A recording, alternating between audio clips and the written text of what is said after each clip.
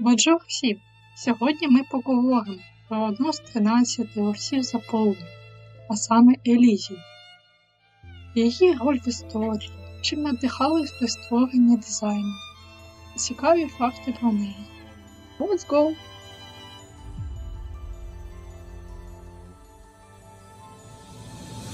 Почнемо з того, що її ельфійські вуха є результатом мантіс-операції «Проєкт Солдіар». Це злиття з гінами і звіра Хонкая, класовий птаоху, якого називали Махішвар, на відміну від інших типів хонка-звірів, і що засновані на реальних тваринах та чиї ДНК були злиті з іншими ловцями заповнення.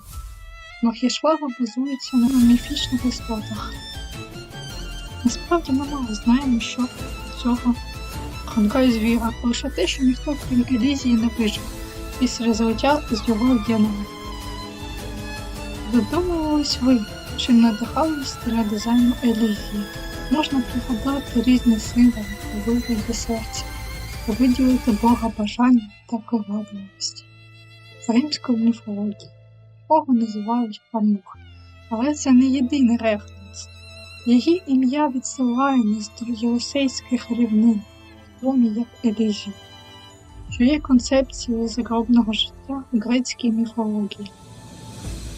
Концепція раю, який намагався знайти кожен грецький герой. Цікаво, це показано в її історії з дитинства. Це епізод.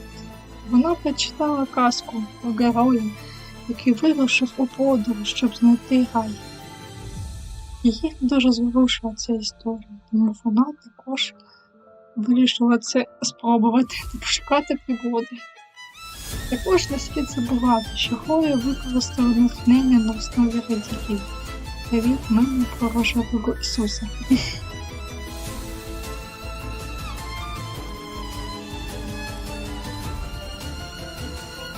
Елізію знайшов садівник під найвищим ясенем за межами Владивостока. Він повернув її до міста та відправив до церковного сиротинця, де вона виросла з турботою від черниці, яку вона називала Мама Свілі. Часом вона вибере своє власне ім'я – Елізія, що символізує рай, і який шукали герої та його супутники в згаданій раніше казці. На жаль, її щасливе життя у сиротинці тривало недовго. Мос регулярно з'являлась в місті і щось шукали. Елізія хоч і не знала тоді повної картини, але мала відчуття, що вони шукають її. Вона не хотіла хвилювати людей з міста, тому вирішила піти і відправитись у подорож. Під час неї вона зустрічає різних людей та дізнається про них, як хороші, так і погані сторони. Незважаючи від того, хто це був, вона бачила цінність та красу кожного з них. Навіть у тих, хто робив погані вчинки.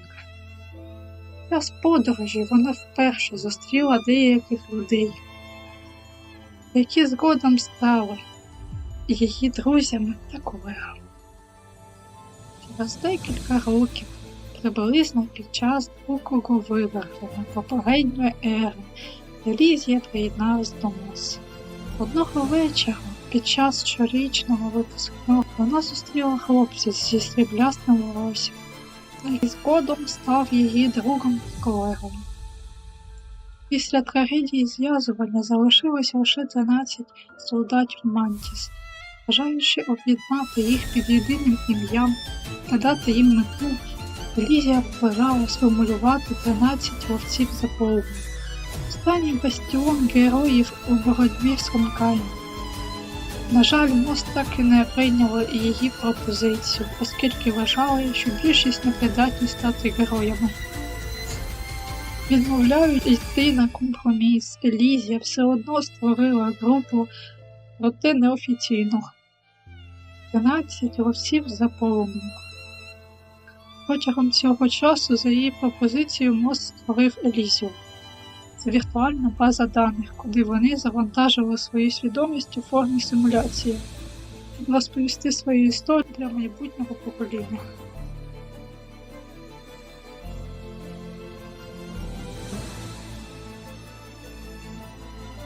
Елізія володіла не тільки луком, а й декількома божественними ключами. Вона була першою власницею квітки безодні, але, за словами Кевіна, вона відмовилась від зброї, оскільки вона була недостатньо милою, на її думку.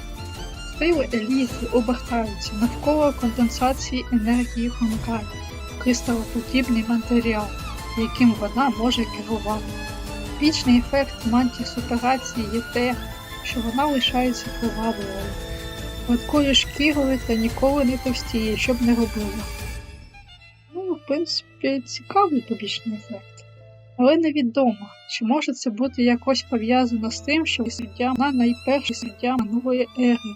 Через це її називають нульовою суддею, відома як суддя походження.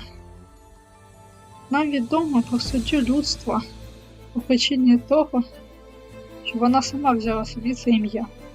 Це характеризується тим, що вона бореться за людство. Її силою, що називають авторитет походження, точна природа її повноважень судді залишається таємницею, оскільки вона не пояснювала, а тільки натякала, що вона має щось спільне з долею. Повернувшись до Хонкая, вона розіграла зігрози долі, які зв'язували людство. У 32-му розділі Прометеус зауважує, що Діана демонструє авторитет походження. Пізніше в цьому ж розділі доктор Мей називає Райден Мей суддею людства. Якщо об'єднати ці два твердження, можна зробити висновок, що будь-який суддя, який зберіг свою людяність, є наступником авторитету походження, так як сила Лізія дозволила їм зробити це. Однак, як це видно на прикладі Венді та Анни, її сили не є гарантією. За це доведеться заплатити велику ціну. Діана та Мей проходять через величезну боротьбу, щоб зберегти свою людяність і не піддаватись волю Хонкая. Як ми дізнались в 31-му розділі від доктор Мей, Елізія є аномалією в системі та результатом випадкового порушення симетрії. Саме тому вона не пов'язана з волею Хонкая та циклом суддів. Вона суддя, яка не мала існувати, тому в неї немає нав'язливої ідеї знищити людство. По цій причині ми не мали суддю походження в теперішній ері, але був присутній її авторитет. Доктор Мей сказала, що до цього таку аналогію. Народження Елізії схоже на те, як хтось переосмислює термодинаміку та варить каву з кубиками льоду. Порушення симетрії – це процес квантової фізики. Зазвичай воно відбувається, коли є невідомі зміни в системі, яка налаштована на заздалегідь визначений шлях. По цьому можна зробити висновок, що судді повинні були починати з судді розуму та закінчувати суддею завершеності. То шанси на існування Елізії були дуже мізерні. Тож, оскільки вона не була частиною системи, її дії порушувати дало людству можливості, яких вони зазвичай не мали. Авторитет завершеності – це сила вищого виміру, зробити самсару, в яку потрапило людство на 50 тисяч років. А це той авторитет, що хоче обійняти людську цивілізацію. Правда, воно зазвичай призводить до знищення. Ці судді від судді розуму до судді псування є проекціями сили завершеності, виконуючи її кінцеву волю. Якщо вони всі зазнають невдачі, то приходить 13-та суддя завершеності і скидає все. Основна особливість судді походження в тому, що вона не є частиною судді завершеності. Сили походження беруть свій початок з уявного дерева, на тому ж рівні, що і завершеність.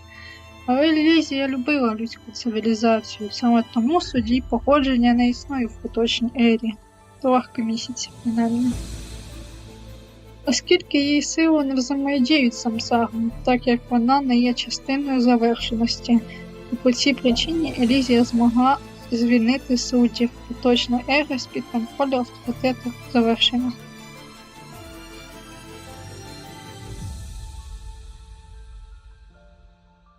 Події, що відбулись на останньому банкеті, ніколи належним чином не пояснювались.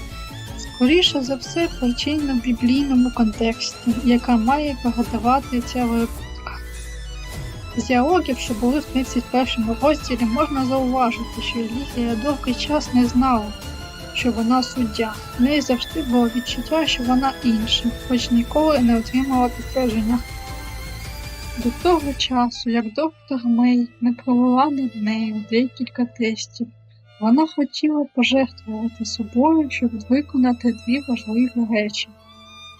Перша, вона припустила, що вона має силу звільнити людство від долі, та друга – об'єднати решту переслідувачів за полум'ям, які опинились в досить скрутній ситуації після 11 та 12 судді, які знищили більшість цивілізацій.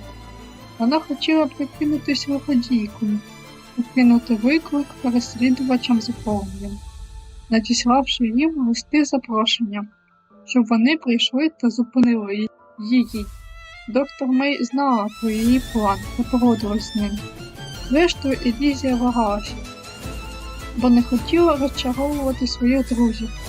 Мос назвала її як 11-та суддя. Це було частиною плану Елізії та доктор Мей.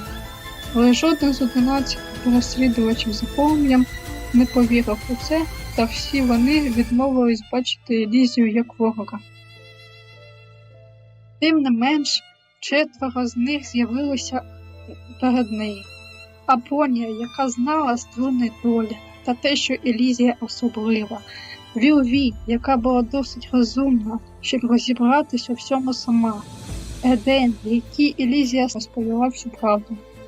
Та Кевін, який весь час не помічав, але все одно прийшов підтримати її. Хоч вони з Кевіном і посварились, але невідомо, як саме вона загинула.